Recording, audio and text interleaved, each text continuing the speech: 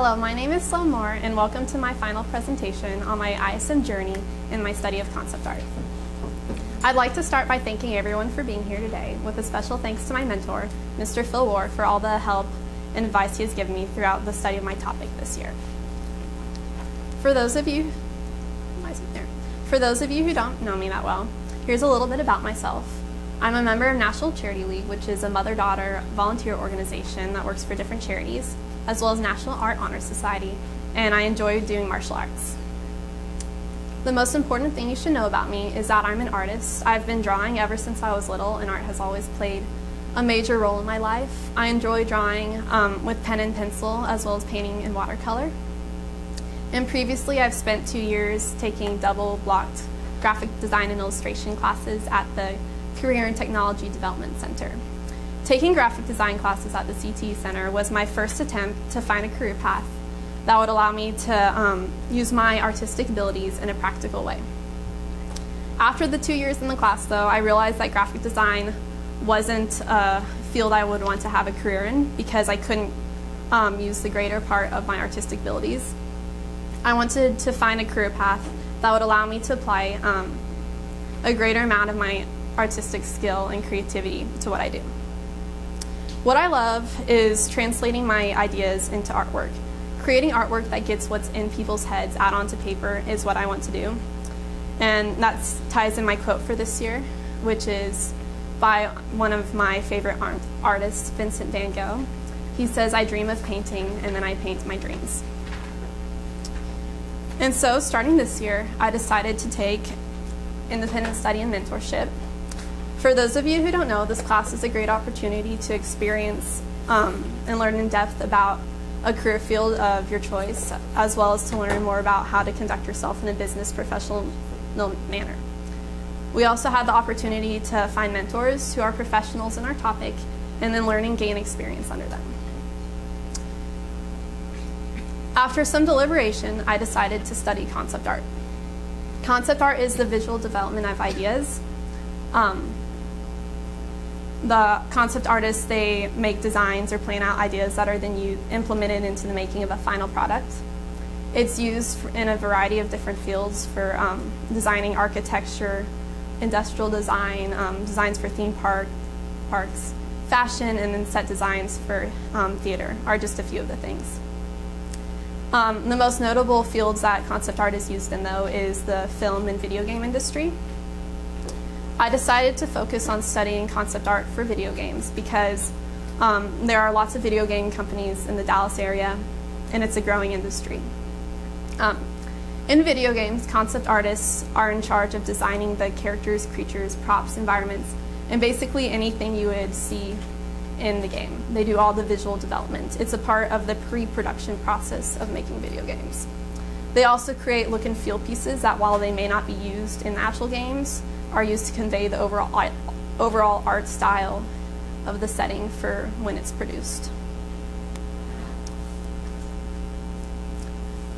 During the first semester, I was able to interview 6 different artists to try to decide which career field I wanted to go into. I started with AJ Frenna, who is a professional freelance illustrator, does some amazing artwork. Personally, I would really love, being a professional freelance illustrator would be a dream job for me.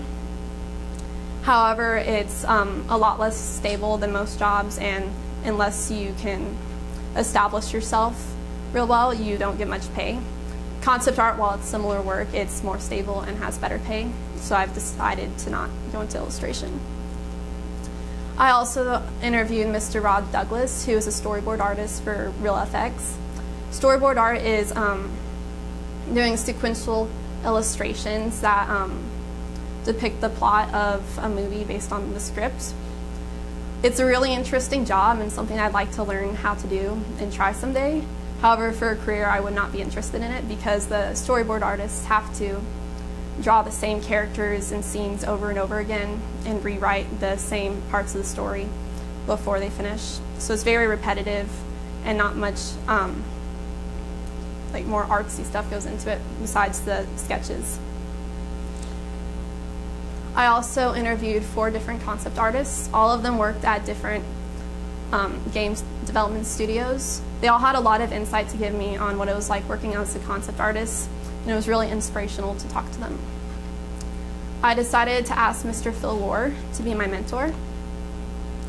He was really passionate about his job, and during our first interview, he was able to talk about it for 2 hours. Hearing him talk really inspired me and made me want to be a good concept artist like him as well. Currently, he works at Nerve Software. He's been a concept artist there for 10 years. He's been a concept artist in the game industry for 10 years. He's also worked for different companies such as Gearbox Software, Ensemble Studios, Bonfire, and Zynga Dallas. Some of the notable games he's worked on is Halo Wars and Borderland. I really admire his work, and he's been a great inspiration to me. Part of my first semester was researching and learning more about the game industry and the making of concept art. Researching the game industry was really important to me because I honestly don't play many video games and know next to nothing about them.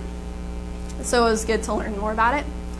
What I learned is that the game industry is fast growing. Mobile games is the fastest growing area of the industry. So that'd be like the games for on your phones in the App Store. While mobile game development companies are really profitable, the artwork they make is extremely simplistic and small and basic. And it reminds me a lot of doing graphic design, so it's not something I would want to do for a job.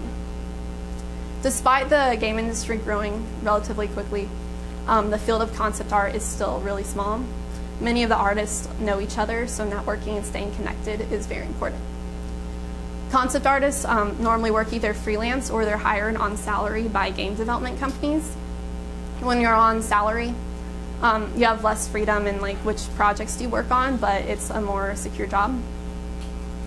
After talking to my mentor, I learned that game development companies are constantly changing.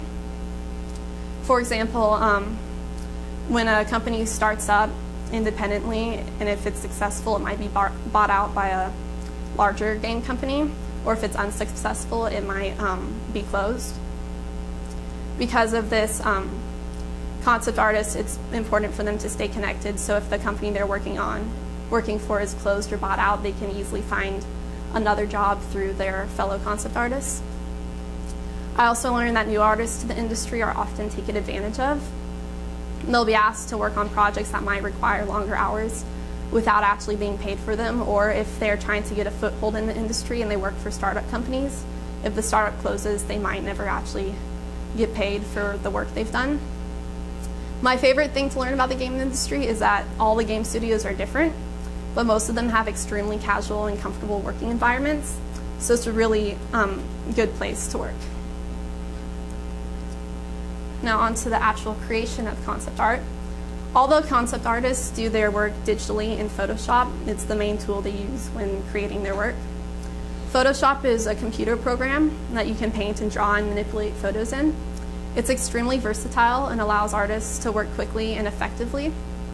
And they can also easily edit the work they've done already.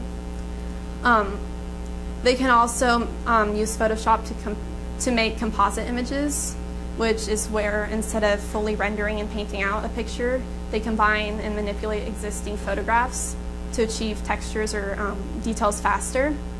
It's a major time saver, but artists have to be careful because when you're using images from other photographs, you can easily get in trouble for copyright laws. So it's always best to try to paint everything on your own.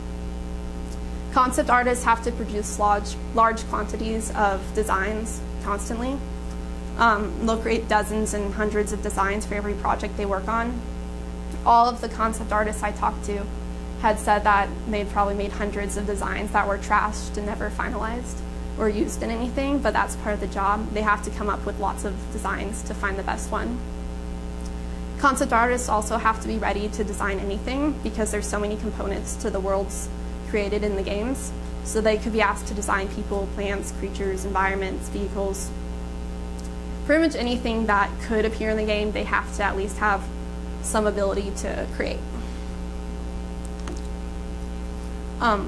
So then I learned about the process of creating concept art. Most artists begin with drawing out thumbnails, which are small and fast sketches. My mentor really stressed the importance of doing lots of thumbnail designs because it's an easy way to see which designs will look good and which ones will look bad because the composition is small and compact and simplified. He says the odds are if it looks bad when it's small, if it's full-sized and painted, it'll look even worse. So it's a good way to not waste time on something that's not going to work out. After making lots of thumbnail designs, the concept artist gets together normally with an art director and they narrow down the thumbnail designs for the ones that will work best. They often combine their favorite elements from the designs to choose a few more finalized and detailed ones. When a final design is picked, the concept artist has to fully paint and texture it so that the concept will look almost exactly like what it would look like in a game. After the concept artists finish their job, they hand their designs over to 3D modelers. The 3D modelers use the concept designs as the basis for all their work. They use programs such as ZBrush and other computer programs to digitally sculpt or build the designs that the concept artists give them.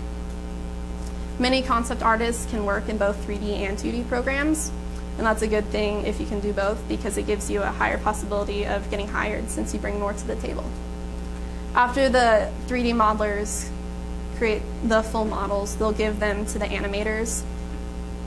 Now, from what I understand, because I'm not an animator, the animators take the 3D models and use them as outer skins and create what could be compared to skeletons, which they rig to the inside of the models. And then by manipulating the rig, the animator can move the corresponding parts of the model and animate the character.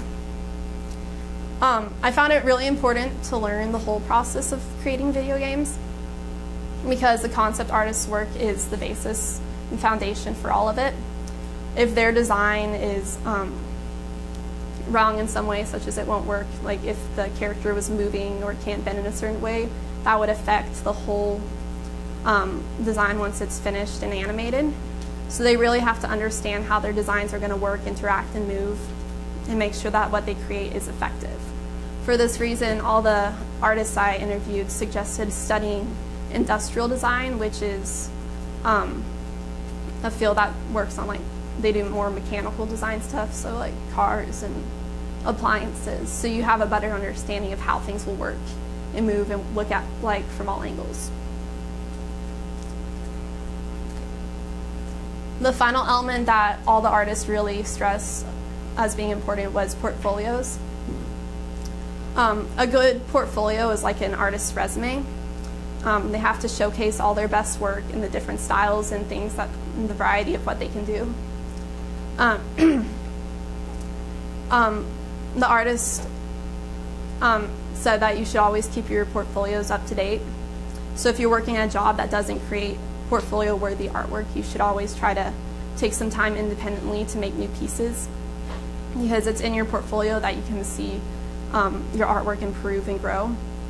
And in most cases, because it's art and it's skill-based, an excellent portfolio will say more than a college degree when you're applying for a job, because your work is what sells you.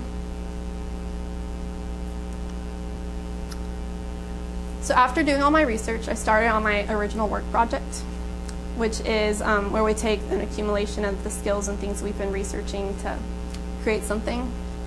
Because concept artists do all their work in Photoshop, I decided that it should be good for me to learn how to paint really well in Photoshop, since I'd never actually painted in Photoshop until like Christmas time before. So in my portfolio, I decided to create a number of practice pieces that would help me better understand how to digitally paint, use the brushes, manipulate color, and use all the other effects that Photoshop can do. And it also helped me improve my basic drawing skills. For each piece, I would work on it and then show my mentor, and he would critique it and give me tons of suggestions on how I could improve my work, which I would apply. I would then apply what I learned to my next piece. In my portfolio, I included practice still lifes, landscapes, figure drawings, creature designs, and portraits. My overall goal was just to rapidly improve my digital painting skills in Photoshop. So I started out with still lifes, which is a really basic practice for all artists. If you go to an art school, that's one of the first assignments you'll get, is just doing still lives of what you see in front of you. It's an easy way to focus on quickly improving skills because you just focus on the form, shadows, and color of the objects, and it's very simple. I also worked on landscapes, which, as opposed to still lives, are the hardest thing to paint, no matter what media, because there's so many different elements that go into them. You have to worry about perspective, lighting, shadow, form, color. So there's a lot that you could get wrong when working on landscapes. Also, normally I do portraits, so landscapes are new and difficult for me, out of my comfort zone. One of the ways my mentor showed me to paint in Photoshop was to use overlays of color. So first you would paint a grayscale version of the picture fully, and that way you can focus on only the values and the form and getting all the details necessary in without worrying about the color much. And then on a different layer you paint in the colors that would go over the picture, and after you overlay it, you can keep all the values from the original grayscale drawing and then the colors as well. So it's an easy way to make a good final painted piece. I also worked on figure drawing, which is another basic exercise that's done in most art schools. To do this, I used a random pose generator with 60-second gesture drawings. Being able to skillfully draw people is important, and gesture drawing helps you learn how to express the weight and movements of humans through the lines alone. And also, the more you practice drawing people, the more accustomed you are with their forms, so it's kind of like muscle memory. And humans are one of the hardest things to draw, so it's best to be able to do them really, really well. As a fun little extra, I did some creature design practice because creativity is a big part of being a concept artist. So I designed some dragons based on different animals. It's just a little exercise to get my creativity flowing. And then what helped me the most during my original works was working on portraits. Because I normally do portraits, I found them the easiest to work on in Photoshop and improve my skills with. So on the top I have some portraits of my sisters and Allie. They were so nice to let me use them as models. While painting portraits, the hardest thing to achieve was the correct skin tones and the right textures for the hair and skin, because it is on a computer, so everything's really flat and pixels, and all the colors come from pixels. So it's different than working in traditional medias and harder to get the textures I wanted. I also did some rough speed paints, which means I painted them in an hour or less, using different random photo references. With those, I tried to use rougher brushes in a different style to see how well that would work. I like the rougher style better just because it looks more traditional and natural than normal, just soft and hard brushes. Also in my original works portfolio is some works in progress and extra pieces. These I applied all the techniques that I had been learning and practicing throughout working on the other exercise and practice pieces. This one I started actually before my original works, and I've been working on it a little bit at a time, applying each little thing that my mentor has taught me after each visit to it. It's still unfinished because I had to work on other things. Here's another character design that I did just for fun. For this one I wanted to see both if I could use a different style of painting as well as how fast I could create a character in preparation for what I was going to do for my final product. So this took me about a day and a half. And the different style of painting I used was that I used a soft shading style. So I first painted in all the colors really flat without any shading, and then took a soft brush and added the shading over the selected colors later.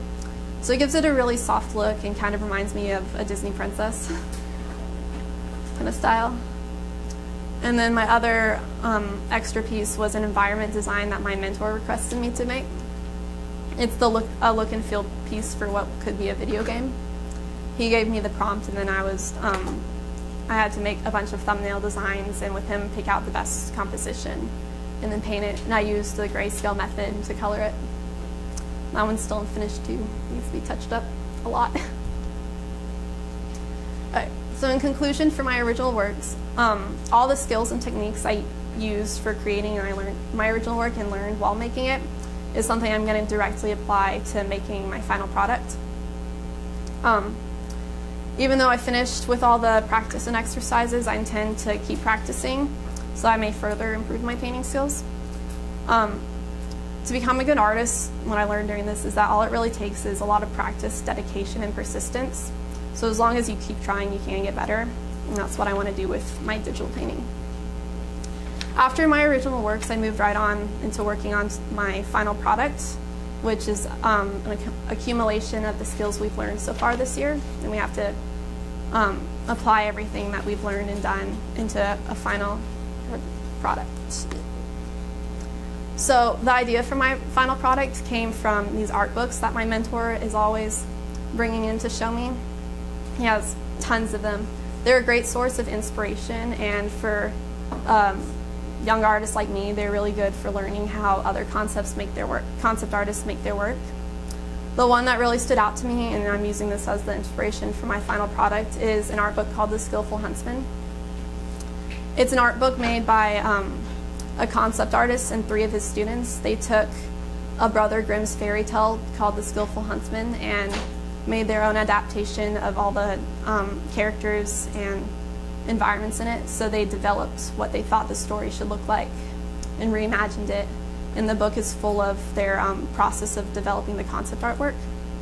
I wanted to do something like that for my final product, to do concept work for a fairy tale and design kind of like my own world and what I think the characters would look like. Oh, there it is. So for my final product, I decided to use a fairy tale called The Home of the Dragon King. It's a Chinese fairy tale retold by Shirley Gold as the inspiration for my designs. When working on the pieces, I picked some of the most important or imaginative elements of the story to create the concept art for. Each design, I started with thumbnails and rough sketches before scanning them and putting them onto the computer. And I actually worked on tons of other designs other than the ones you see here for all different elements of the stories. But you have to pick the most important ones to finish out. Every time I would visit my mentor, like with my original works, he would critique each piece I'd been working on so I might improve it. So the story, it starts out, it's about Atun, he's the main character, and he's a dancer who is performing on boats during a dragon festival. He has a misstep and he falls in the river, and then rather than drowning, he finds himself in an underwater world. So this is my design for the character. Originally I had wanted to do several different designs for him as he progresses through the story, so he'd have like different costumes to wear, but didn't have time for that. So I have his one beginning outfit. Because it's a Chinese fairy tale, I took inspiration from more Asian-styled clothing and colors. So then I move on to, after he fell into the river, rather than drowning, he found that he could breathe, and below him he could see a great big palace under the water, which he landed in front of. So here on the left is a look and feel environment piece for what that scene would look like. And I wanted it to be really show the movement of the ocean, kind of just a nice feel piece. On the right is my design for the Dragon King's palace.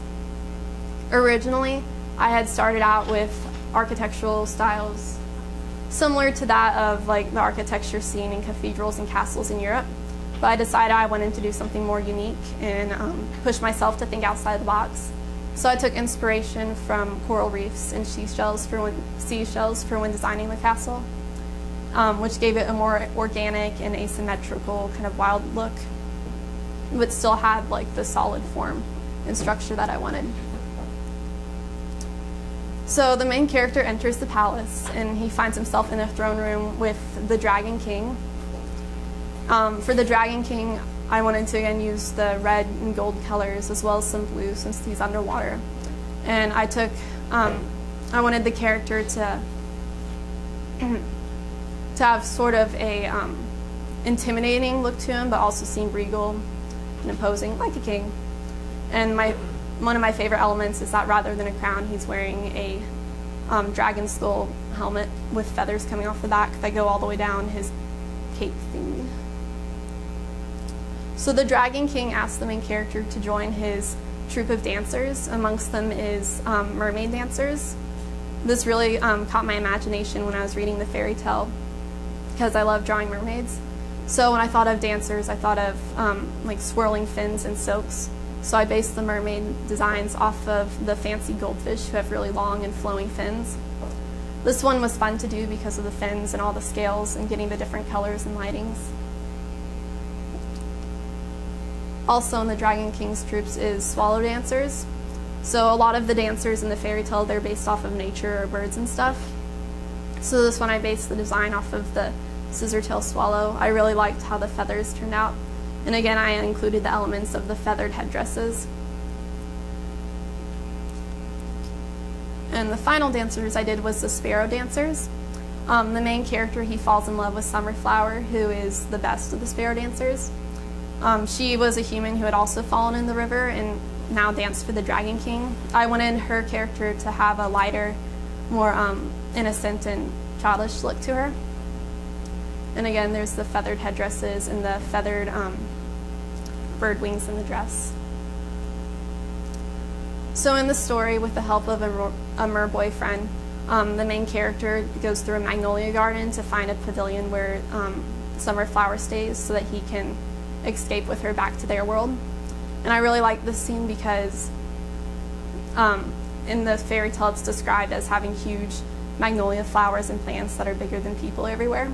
So I thought of kind of like a murky underwater pond scene where there'd be lily pads that would filter in the light and you'd have the giant flowers with the mermaid leading him through it all. And that is the end of the pieces that I designed for my final product.